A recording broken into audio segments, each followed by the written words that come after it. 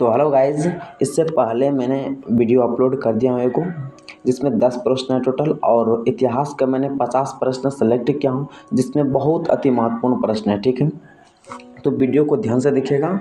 और अगर जो आप पहले वाले वीडियो नहीं देखे हैं तो उसका लिंक मैंने डिस्क्रिप्शन में दे दूँगा, आप जाके देख लीजिएगा। ठीक है, तो चलिए स्टार्ट करते हैं। तो पहला प्रश्न है मेरा, 11वां प्रश्न है मेरा कि त्रिपिटक किस धर्म का पवित्र पुस्तक है। तो त्रिपिटक जो है वह ऑप्शन ए है जैन धर्म, ऑप्शन बी है बौद्ध धर्म, ऑप्शन सी है इस्लाम धर्म, ऑप्शन डी है कबीरपंथी। तो त्रिपिटक जो है वह त्रिपिटक बौद्ध धर्म से संबंधित है। किस धर्म से संबंधित है? बौद्ध धर्म से संबंधित है। आपको बता दें त्रिपिटक या 3 प्रकार के होते हैं। कितने प्रकार के होते हैं? 3 प्रकार के होते हैं, जिसमें पहला है सुत्त पिटक, और दूसरा है विनय पिटक, और तीसरा है अभिधम पिटक। क्या है? अभिधम पिटक। ठीक है, अभिधम पिटक। और आपको बता दें बौद्ध धर्म, तो बौद्ध धर्म का संस्थापक जो था वह गौतम बुद्ध था। कौन था? बौद्ध धर्म का संस्थापक वह गौतम बुद्ध था। ठीक है, और आपको बता दें गौतम बुद्ध का जन्म 563 ईसा पूर्व में हुआ था। कब हुआ था? 563 ईसा पूर्व में इसका जन्म हुआ था, और 483 ईसा पूर्व में इसका मृत्यु हुआ था। टोटल 80 वर्ष जिया था। ठीक है, कितने वर्ष जिया था? 80 वर्ष जिया था। और इसने 29 वर्ष की अवस्था में गृह त्याग कर दिया था। किसने? तो बौद्ध धर्म का संस्थापक गौतम बुद्ध ने किया था। ठीक है, और इसका बेटा का नाम क्या था? राहुल था। क्या था? राहुल इसका बेटा का नाम था। ठीक है, और क्वेश्चन नंबर 12 की ओर बढ़ते हैं। देखिए क्या कह रहे हैं। क्वेश्चन नंबर 12 कह रहे हैं तीर्थकर शब्द किस धर्म से संबंधित है। तो तीर्थकर शब्द ऑप्शन ए है जैन धर्म, ऑप्शन बी है बौद्ध धर्म, ऑप्शन सी है इस्लाम धर्म, ऑप्शन डी है सिख धर्म। तो तीर्थकर जो शब्द है या जैन धर्म से संबंधित है। किससे संबंधित है? जैन धर्म से संबंधित है। इसका राइट आंसर हो जाएगा ऑप्शन ए। आपको बता दें जैन धर्म में टोटल 24 तीर्थकर हुए। कितने तीर्थकर हुए थे? 24 तीर्थकर हुए थे, जिसमें 24वां तीर्थकर कौन थे? 24वां तीर्थकर थे महावीर स्वामी। कौन थे? महावीर स्वामी थे। 24वां तीर्थकर कौन थे? महावीर स्वामी। ठीक है, और 23वें तीर्थकर कौन थे? तो 23वें तीर्थकर जो था वो पार्श्वनाथ था। कौन था? पार्श्वनाथ या 23वें तीर्थकर थे। ठीक है, और जैन धर्म का जो प्रथम तीर्थकर था, प्रथम तीर्थकर कौन था? तो ऋषभदेव था। कौन था?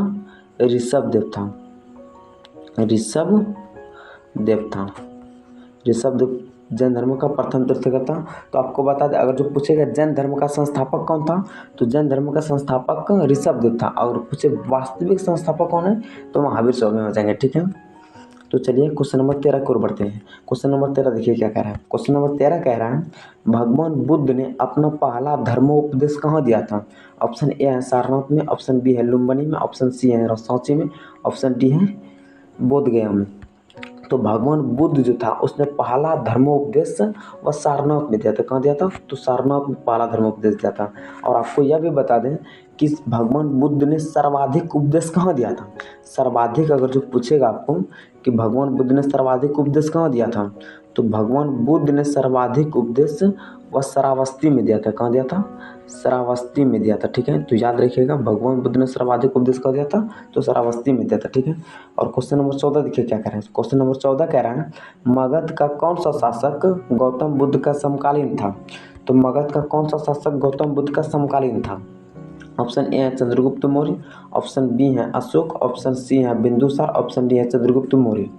तो मगध का जो शासक था वो बिंदुसार नहीं होगा, यहाँ बिंबिसार होगा। क्या हो जाएगा?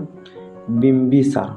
ठीक है, बिंबिसार जो था वह गौतम बुद्ध का समकालीन था। ठीक है, और आपको बता दें बिंबिसार के बारे में। ठीक है, बिंबिसार जो है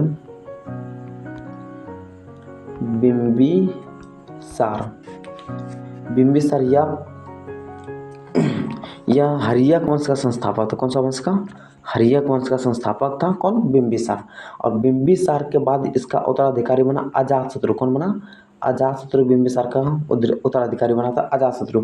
और अजातशत्रु का बाद बना था उत्तराधिकारी वह उदयीन बना था। कौन बना था? उदयीन बना था। कौन बना था? उदयीन। उदयीन ने ही पाटलिपुत्र का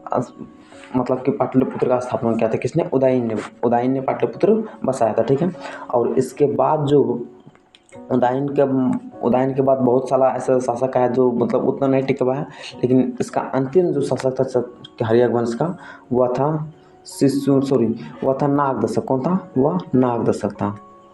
नागदशक था वो हर्यक वंश का अंतिम शासक था। हर्यक वंश का अंतिम शासक कौन था?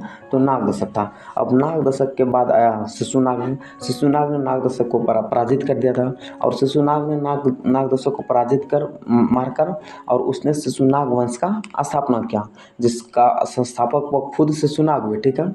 और शिशुनाग वंश के बाद आया था नंद वंश। नंद वंश का संस्थापक हुआ महापद्म नंद। ठीक है। और नंद वंश का अंतिम जो राजा हुआ वह धनानंद हुआ था। और धनानंद को चंद्रगुप्त मौर्य ने पराजित किया था और उसने मौर्य वंश का स्थापना मगध पर किया था। ठीक है। और मौर्य वंश का इसी तरह चलते रहा। मौर्य वंश में आगे आगे विस्तृत हुआ, बहुत आगे चला। ठीक है। अब क्वेश्चन नंबर 15 को देखिए क्या कह रहे हैं। क्वेश्चन नंबर 15 कह रहा है, मकदूनिया के सिकंदर और पोरस के बीच प्रसिद्ध लड़ाई किस नदी के तट पर हुई थी? तो मकदूनिया यानी कि मकदूनिया को ही मैसिडोनिया कहते हैं। ठीक है। और मकदूनिया के तो सिकंदर थे, और पोरस के बीच जो प्रसिद्ध लड़ाई हुआ था वह किस नदी के बीच हुआ था? तो वह हुआ था झेलम नदी के बीच हुआ था। किस नदी के बीच हुआ था? तो झेलम नदी के बीच हुआ था। ठीक है। और आपको बता दें पूरे देश जैसे देखिए क्या है, पंजाब है। ठीक है। पंजाब को 5 नदियों का संगम पहले बोलते थे। ठीक है। पहला ये जो नदी था, यह नदी कौन था? यह नदी है झेलम। और यह नदी कौन है? तो चेनाब है। और यह नदी कौन है? रावी है। और यह नदी कौन है? सतलज है। और यह नदी कौन है? तो यह नदी ब्यास है। ठीक है। आपको बता दें ब्यास, यह झेलम नदी पर जो है यह तुलबुल परियोजना है। कौन सा परियोजना है? तुलबुल परियोजना। तुलबुल परियोजना किस नदी पर है? तो झेलम नदी पर है। ठीक है। और झेलम नदी के बाद आता है चेनाब नदी। ठीक है। चेनाब नदी पर जो है ये दुलहस्ती परियोजना है।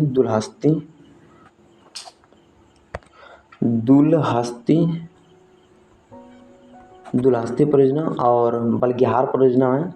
दुलहस्ती, बलगिहार, ये सब किस नदी पर है? तो चेनाब नदी पर है। चेनाब नदी के बाद आता है रावी नदी पर है थीन बंध। कौन सा बंध है? थीन परियोजना किस नदी पर है? तो रावी नदी पर है। ठीक है। और पोंग बंध जो है यह ब्यास नदी पर है। पोंग बंध, थीन बंध रावी नदी। ठीक है। और पोंग बंध जो है यह ब्यास नदी पर है। कौन नदी पर? ब्यास नदी पर पोंग बंध। और यह हुआ सतलज नदी पर है कोल्डेम और नाथपा झाकरी, कोल्डेम, नाथपा झाकरी, भाखड़ा नंगर, ये सब किस नदी पर हैं? तो यह है सतलज नदी पर। और आपको बता दें हरिके बैराग, यहाँ क्या है? हरिके बैराग। और हरिके बैराग से इंदिरा नहर निकलती है। ठीक है। और यहीं से इंदिरा नहर जाके राजस्थान में जाती है और वहाँ पानी देती है। ठीक है। अब क्वेश्चन नंबर 16 देखिए। क्वेश्चन नंबर 16 की ओर बढ़ते हैं। क्वेश्चन नंबर 16 देखिए क्या करें। क्वेश्चन नंबर 16 करें, प्रसिद्ध पुस्तक इंडिका के यूनानी लेखक मेगास्थनीज किस राजा के राजदूत थे? तो वह सेल्यूकस निकेटर के राजदूत थे। ठीक है। सेल्यूकस निकेटर जो है यह सिकंदर का सेनापति था। किसका सेनापति था? सिकंदर का सेनापति कौन था? तो सेल्यूकस निकेटर था। और सेल्यूकस निकेटर जैसे देखिए, अब सेल्यूकस निकेटर किसका सेनापति था? सॉरी, मेगास्थनीज सेल्यूकस निकेटर का राजदूत था। और सेल्यूकस निकेटर या सिकंदर का सेनापति था। ठीक है। और सिकंदर का गुरु का क्या नाम था? सिकंदर का गुरु का नाम था अरस्तु। क्या था? अरस्तु। ठीक है। और अरस्तु के गुरु का नाम क्या था? प्लेटो। क्या था? प्लेटो। और प्लेटो के गुरु का नाम क्या था? तो सुकरात। क्या था?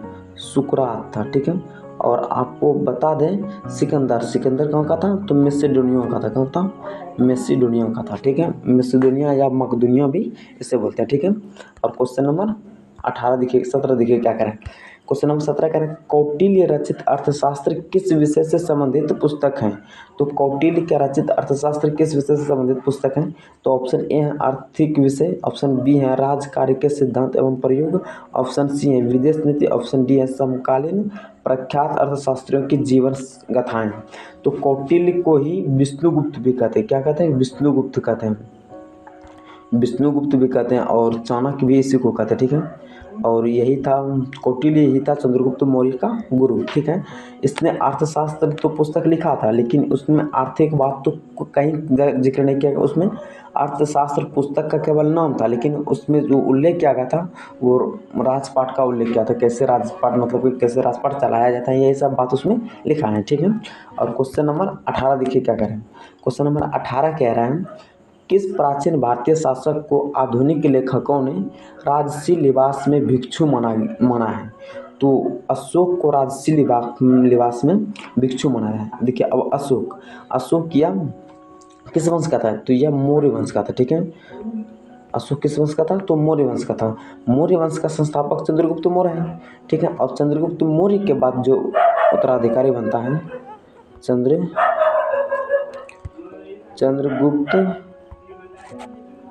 चंद्रगुप्त मौर्य का उत्तराधिकारी बिंदुसार बनता है। कौन बनता है? बिंदुसार।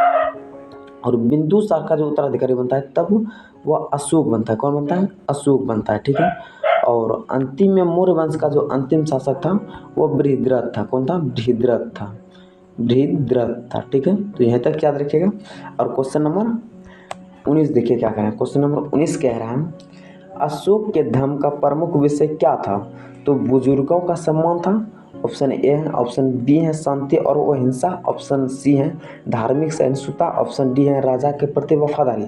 जो अशोक का जो धर्म था वह शांति और अहिंसा पर था। किस पर था? शांति और अहिंसा पर अशोक का धर्म था। ठीक है, और क्वेश्चन नंबर 20 देखिए क्या कह रहे हैं।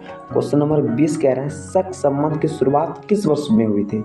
तो शक संबंध की शुरुआत जो हुई थी वो 78 ईस्वी में हुई थी। कब हुई थी? 78 ईस्वी में हुई थी।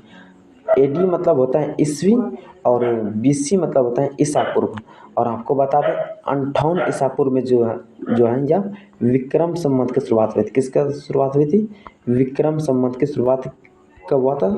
तो 58 ईसा पूर्व में था। 58 ईसा पूर्व में विक्रम संवत की शुरुआत हुई थी, और 78 ईसा पूर्व में 78 ईस्वी में शक संवत की शुरुआत हुई। तो यहीं मेरा वीडियो खत्म हुआ। तो उम्मीद करते हैं आपको समझ में आए होंगे। अब इसका नेक्स्ट वीडियो जो है मेरा पार्ट 3 आएंगे। ठीक है, पार्ट 3 आएंगे। हो सकता है शाम को 4 बजे ही अपलोड कर दें।